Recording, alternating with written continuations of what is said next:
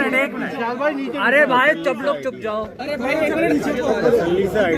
और नीचे करो भाई, अभी नहीं पहुंच रहे सुरेश भाई। स्वामी जी आज आजम भाई से मिलने पहुंचे, क्या कहेंगे? वहाँ थोड़ी सी आईडी उठाओ। आज राज्यसभा से प्रेरित होकर के भाजपा सरकार ने जो ज्यादती इस देश के और उत्तर प्रदेश, विशेष रूप से उत्तर प्रदेश नीचे करो और नीचे करो वरिष्ठतम और नीचे नेता श्री आजम खान साहब के साथ दुर्भावनापूर्ण कार्रवाई की गई, वाकई में वो अत्यंत चिंतनीय है।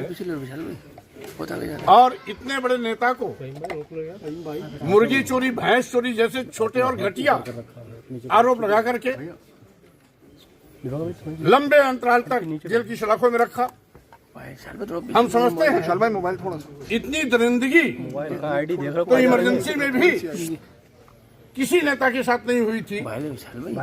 जो दरिंदगी आजम खान साहब के साथ हुई है, एक तरीके से वो लोकतंत्र पर बदनुमा दाग है। स्वाभाविक रूप से तानाशाही रवैये की शिकार भाजपा सरकार ने आपके साथ भेदभावपूर्ण जो बर्ताव किया है, उसकी जितनी भी निंदा की जाए उतनी कम है। आपके साथ जो जनजातीय अत्याचार, अन्याय हुआ है, सरकार ने बदले की भावना से जो हिंसात्मक कार्य किया है, उसकी मैं घोर निंदा भी करता हूं।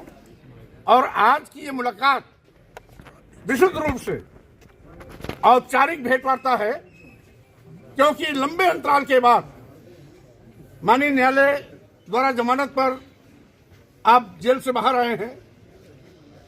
स्वाभाविक रूप से जो भी वैचारिक लड़ाई लड़ते हैं, ईमानदारी से पूरी राजनीति में जिन्होंने अपना समय गंवाया, ऐसे नामी गिरामी नेता आजम खान जी के साथ दुर्भावनापूर्ण की गई कार्रवाई हम समझते हैं न केवल निंदनीय है, लोकतंत्र में अक्षम्य भी है। इसकी घोर निंदा करता हूं। और साथ ही साथ भाजपा सरकार जो आज बीज बो रही है, जो बदले की भावना से कार्रवाई कर रही है, हम समझते हैं बदले की भावना से कार्रवाई करने का लोकतंत्र में कोई स्थान नहीं है।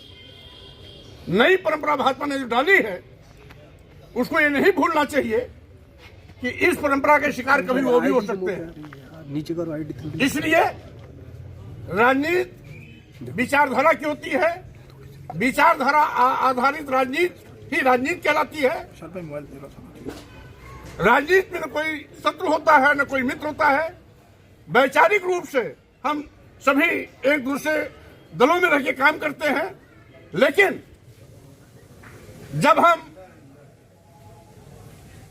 राजनीति के मन से बाहर होते हैं तो हम सभी एक होते हैं। लेकिन जिस तरीके से भाजपा ने शत्रुता निभाई है, दुश्मनी निभाई है, व्यक्तिगत दुश्मनी निभाई है, वाकई में ये सरकार ने अपनी गरिमा गिराई है, अपनी गरिमा के विपरीत आचरण किया है। जितनी भी निंदा की जाए उतनी कम है। स्वाभाविक रूप से आज मैं आजम खान साहब से, जो वरिष्ठतम नेता है, असेंबली में लंबे अरसे तक, 1 दर्जन बार तक जो विधायक रहे हैं, राज्यसभा लोकसभा में सांसद रहे हैं, जिनकी इतनी लंबी राजनीति रही हो, उनके साथ जो घिनौना कृत्य किया गया है, वाकई में दुखद भी है, निंदनीय भी है और लोकतंत्र में यह कलंक भी है। हम समझते हैं भाजपा सरकार को ऐसी घटिया हरकतों से बाहर आना चाहिए।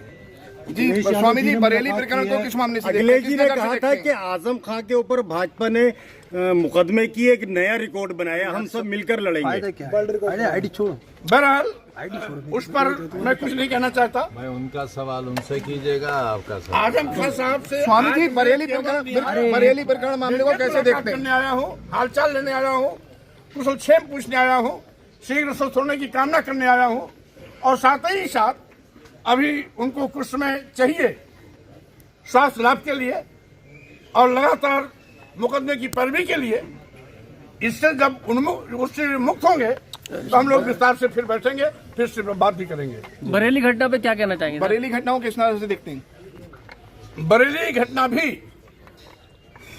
सरकार की एक सोची समझी साजिश के तहत, जैसा कि वो हमेशा हिंदू मुस्लिम मस्जिद मंदिर मुद्दा बनाए रखना चाहती है, उसी के तहत भाजपा की साजिश के फलस्वरूप बरेली की घटना में जो भी घटित हुआ है वो भाजपा सरकार की देन है।